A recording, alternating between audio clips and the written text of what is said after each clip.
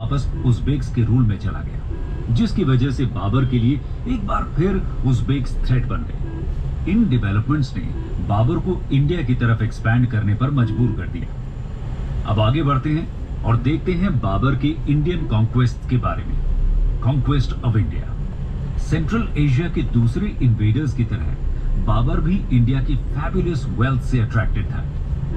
बाबर के ancestor Timur ने न सिर्फ इंडिया में प्लंडर किया, बल्कि पंजाब के कुछ एरियाज को एनेक्स भी किया था। कई जेनरेशंस तक ये एरियाज तिमूर के सक्सेसर्स के पोजीशन में रहे। जब बाबर ने अफगानिस्तान को कॉन्कर किया तो उसको ऐसा फील हुआ कि इन एरियाज पर उसका लेजिटिमेट राइट है।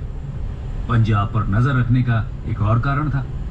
काबुल में स्टेट इनकम बहुत ही कम थी, क्योंकि ये रीजन एक सेमी एरिड रीजन था जहां सोर्सेज ऑफ प्रोडक्शन कम थे।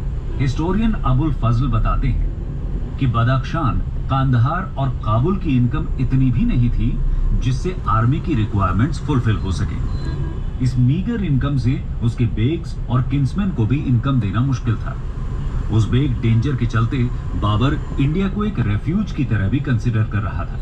अब देखते हैं नॉर्थ वेस्टर्न इंडिया में ऐसे क्या डेवलपमेंट्स हुए जिसने बाबर को इंडिया में एंट्री का मौका दिया। Developments in north western India.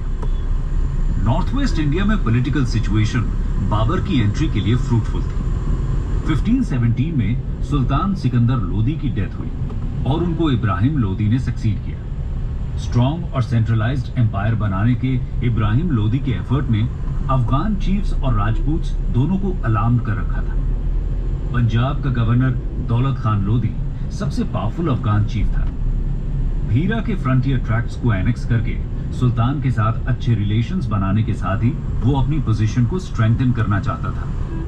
1518-19 में बाबर ने भीरा के पावरफुल फोर्ट को कॉन्कर किया और दौलत खान और इब्राहिम लोदी को पैगाम भिजवाए। इस पैगाम में टर्क्स के एरियाज जैसे पंजाब को सीड करने की बात कही गई, लेकिन दौलत खान ने बाबर के ऑनवॉय को डिटेन कर लिया।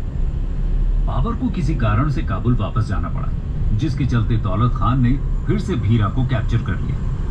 1520-21 में बाबर ने फिर से इंडस क्रॉस करके भीरा और सियालकोट को इजीली कैप्चर कर लिया।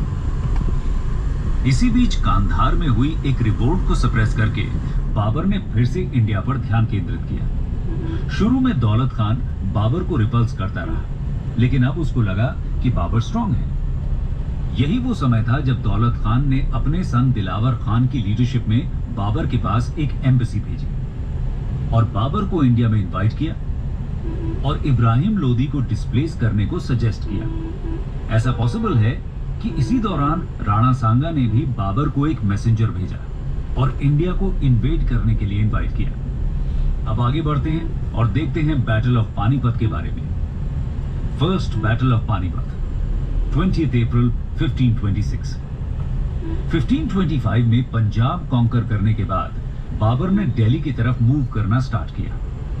इब्राहिम लोदी और बाबर के बीच अब कॉन्फ्लिक्ट इनेविटेबल था। दोनों आर्मीज का आमना सामना पानीपत में हुआ। बाबर की आर्मी न्यूमेरिकली इंफीरियर थी। इंडिया में गन पाउडर का इस्तेमाल ग्रेजुअली डेवलप हो रहा था, यानी इंडिया में गन पाउडर तो नोन था, लेकिन आर्टिलरी में उसका इस्तेमाल बाबर के आने के बाद ही कॉमन हुआ। सुल्तान इब्राहिम लोदी बाबर की स्ट्रैटेजी से वाकिफ नहीं थे। अर्ली सेटबैक्स के बाद भी सुल्तान ने वैलियंटली फाइट किया, लेकिन उनकी डेथ हुई और बाबर की विक्ट्री। बैटल ऑफ पानीपत को इंडियन हिस्ट्री की एक डिसाइसिव बैटल कहा जाता है। इस बैटल ने लोधी पावर को तोड़ा और दिल्ली और आगरा तक के रीजन को बाबर के कंट्रोल में लाया।